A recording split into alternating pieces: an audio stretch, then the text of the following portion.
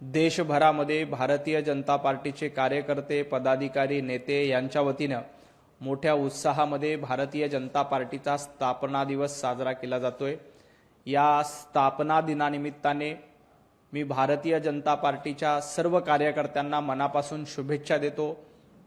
गेली 45 वर्ष अहोरात्र मेहनत करून भारतीय जनता पार्टीला आज जे यश मिळाले ते यश भारतीय जनता पार्टीच्या त्या प्रत्येक कार्यकर्त्यांचे यश आहे, ज्यांनी हा पक्ष वाढवण्यासाठी मेहनत केली, संघटना वाढवली, आपलं घरदार सोडून पक्षासाठी आणि विचारांसाठी आपलं आयुष्य त्यागलं, आयुष्य समर्पित केलं। अशा सर्व कार्यकर्त्यांच्या जीवावर, अशा सर्व कार्यकर्त्यांच्या बळावरच भारतीय जनता पार्टीला हे आज यश मिळाले। मी भारतीय जनता पार्टीच्या सर्व कार्यकर्त्यांना मनापासून शुभेच्छा देतो। या भारतीय जनता पार्टीच्या स्थापना दिनाच्या निमित्ताने संजय राऊत यांनी देखील भाजपला शुभेच्छा दिल्यात आणि ते असं म्हणतात की महाराष्ट्राकडे वाकड्या नजरेनं बघणाऱ्यांची बोटं छाटा। संजू बाबा राऊत महाराष्ट्राकडे वाकड्या नजरेनं बघणाऱ्यांची बोटं छाटण्याचं काम विधानसभेच्या निवडणुकीला जनतेने केलंय, त्यामुळे तुम्हाला 20 जागा देखील निवडून आलेली नाही। महाराष्ट्राच्या अस्मितेला नख लावणाऱ्यांना, हिंदुत्वाचा गळा घोटणाऱ्यांना घरी बसवण्याचं काम जनतेने केलंय आणि त्यांची बोटं छाटण्याचं काम हे जनतेनं विधानसभेच्या निवडणुकीला, महापालिकेच्या निवडणुकीला, जिल्हा परिषदेच्या निवडणुकीला केलंय। हे संजू बाबा राऊत यांनी लक्षात ठेवलं पाहिजे। भारतीय जनता पार्टीला आशीर्वाद देण्याचं काम पंतप्रधान नरेंद्र मोदीजींच्या पाठीशी एकदा नाही, दोनदा नाही तर 3 वेळेला पूर्ण बहुमत देण्याचं काम, महाराष्ट्राचे मुख्यमंत्री देवेंद्रजी फडणवीस यांना आशीर्वाद देण्याचं काम हे जनतेने केलंय। संजय राऊत, तुमची अवस्था काय आहे याचं आत्मपरीक्षण करा। कधी काळी महाराष्ट्रातला एक मोठा पक्ष म्हणून तुमची अस्तित्व होतं, तुमची किंमत होती, परंतु तुम्ही वंदनीय हिंदू हृदय सम्राट बाळासाहेब ठाकरे यांचे विचार सोडले, पक्षाचा आत्मा सोडला आणि तुम्ही काँग्रेसच्या वळसणीला जाऊन बसलात। त्यामुळे आज महाराष्ट्रात तुमची ही अवस्था झालेली आहे।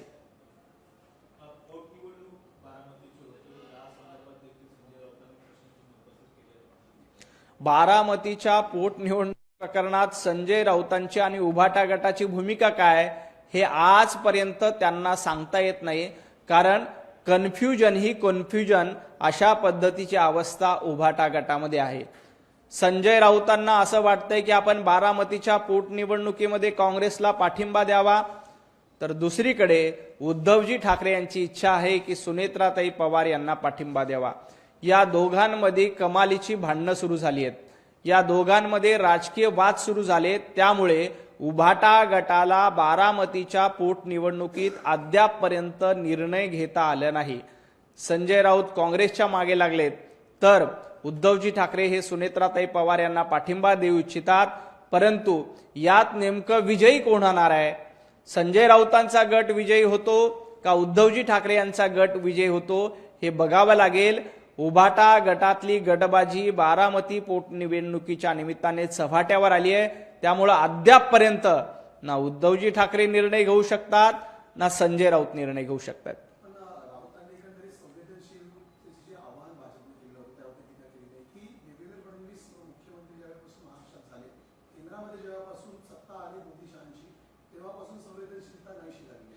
संवेदनशीलतेला नख लावण्याचं काम उभाटा गटाने केले, संवेदनशीलता संपवण्याचं काम उद्धवजी ठाकरे मुख्यमंत्री असताना केलं।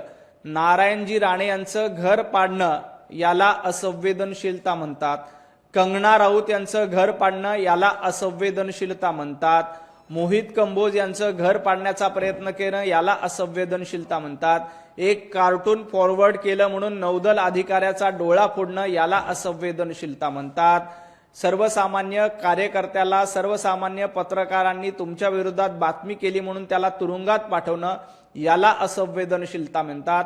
महाराष्ट्राच्या राजकारणाची संवेदनशीलता जर का कोणी घालवली आणि त्याची परंपरा जर का कोणी सुरू केली तर त्यात सर्वात मोठं नाव उद्धवजी ठाकरे आणि उभाटा गटाचं येतंय। त्यामुळे संजय राऊत यांनी संवेदनशीलता आणि असंवेदनशीलता याच्यावर बोलूच नाही, महाविकास आघाडीचं सरकार असताना केतकी चितळेपासून भारतीय जनता पार्टीच्या अनेक सोशल मीडियाच्या कार्यकर्त्यांना तुरुंगात डांबणारे आज संवेदनशीलतेच्या गप्पा करतायत. संजय राऊत, तुम्ही तो अधिकार कधीच गमावून बसलेला आहात. बारामतीच्या पोटनिवडणुकीच्या संदर्भात देखील राऊतांची भूमिका आहे ती संभ्रमात कशी दिसते. एकीकडे ते निवडणूक लढणं गरजेचं आहे सांगतात, कारण याआधी जगतापांचा ज्यावेळी मृत्यू झाला त्यावेळी त्याच्या पत्नीविरोधात दादांनी उमेदवारी दिलेली होती. पंढरपूरचं ते उदाहरण आहे. दुसरीकडे निवडणूक लढू नये असंही म्हणतायत. नाही, संजय राऊतांची इच्छा आहे की ही या निवडणुकीमध्ये बारामतीत काँग्रेसला पाठिंबा दिला पाहिजे. कारण संजय राऊतांना माहिती आहे की 2 वर्षानंतर आपल्याला काँग्रेसमध्येच जावं लागणार आहे. संजय राऊतांची खासदारकी संपल्यानंतर उभाटा गटाकडनं संजय राऊत यांना पुन्हा खासदारकी मिळणार नाही. त्यामुळे आत्तापासनं काँग्रेसची तळी उचलायची, आत्तापासनं काँग्रेसचा उदो करायचा, आत्तापासनं काँग्रेसची गुलामी करायची हे धोरणच संजय राऊतांनी स्वीकारलंय. आणि त्याच गुलामगिरीच्या मानसिकतेतून बारामतीमध्ये काँग्रेसला पाठिंबा दिला पाहिजे अशा पद्धतीची भूमिका संजय राऊत यांची आहे. आज जर का बारामतीमध्ये आपण काँग्रेसला पाठिंबा द्यायला भाग पाडलं तर उद्या कदाचित राहुल गांधी यांचे आशीर्वाद संजय राऊत यांना मिळतील आणि संजय राऊत यांना खासदारकीची येणाऱ्या 1.5 वर्षाची निवडणूक लढवता येईल. यासाठी काँग्रेसचं लांगुलचालन करण्याचं काम, गुलामगिरी करण्याचं काम संजय राऊतांच्या माध्यमातून सुरू आहे. पण दुसरीकडे उद्धवजी ठाकरे मात्र सुनेत्राताई पवार यांच्या पाठीशी दिसत आहेत. त्यांची इच्छा आहे की सुनेत्राताई पवार यांची निवडणूक बिनविरोध व्हावी. परंतु आता या दोघांमध्ये नेमकं या दोघांच्या राजकीय वादात कोण वरचढ ठरतंय हे येत्या 1-2 दिवसात कळेल. काँग्रेसबरोबर देखील राऊतांची कुठेतरी वाद दिसून येत आहे, कारण काँग्रेसनं एखाद्या राज्यसभा विधान परिषद जागेसाठी पुढे बसू नये, समंजसपणा म्हणजे कमजोरी नव्हे असंही ते म्हणत आहेत. ते काँग्रेसवर टीका करत नाहीत, काँग्रेसला एखादा 2 सल्ला देण्याचा प्रयत्न करतात. परंतु त्यांना माहिती आहे की येणाऱ्या काळामध्ये आपल्याला काँग्रेसमध्येच जायचं आहे. त्यामुळे काँग्रेसचं धोरण महाराष्ट्रातलं मला जास्त कळतंय. हर्षवर्धन सपकाळपेक्षा महाराष्ट्रातली काँग्रेस मला जास्त कळते. हेच या निमित्ताने राहुल गांधींपर्यंत पोहोचवण्याचा प्रयत्न संजय राऊतांकडनं केला जातोय. राहुल गांधींना ते सांगू इच्छितात की महाराष्ट्रातली काँग्रेस चालवायला हर्षवर्धन सपकाळ समर्थ नाहीत. नाना पटोले यांना महाराष्ट्रातली काँग्रेस कळत नाही. विजय वडेट्टीवार यांना महाराष्ट्रातली काँग्रेस कळत नाही. या सगळ्यांपेक्षा मीच शहाणा आहे आणि महाराष्ट्रातली काँग्रेस मीच चांगल्या पद्धतीनं चालवू शकतो हेच सांगण्याचा प्रयत्न संजय राऊत यांच्या मार्फत केला जातोय. आणि राहुल गांधींपर्यंत हा मेसेज पोहोचायचा की संजय राऊत हे फार मोठे नेते आहेत आणि ते महाराष्ट्रातली काँग्रेस चालवू शकतात. अशाच पद्धतीचे सल्ले सामना अग्रलेखातून देऊन ते राहुल गांधींना इम्प्रेस करण्याचा प्रयत्न करतात की येणाऱ्या काळामध्ये महाराष्ट्र काँग्रेसची सगळी धुरा संजय राऊत यांच्याकडे यावी आणि राहुल गांधी यांनी हर्षवर्धन सपकाळ, विजय वडेट्टीवार, नाना पटोले, बाळासाहेब थोरात या सगळ्यांना बाजूला करावं एवढीच संजय राऊतांची इच्छा आहे. आणि त्याच निमित्ताने राहुल गांधींना इम्प्रेस करण्यासाठी अशा पद्धतीचे अग्रलेख लिहिण्याचं काम संजय राऊत यांच्या मार्फत चालू आहे.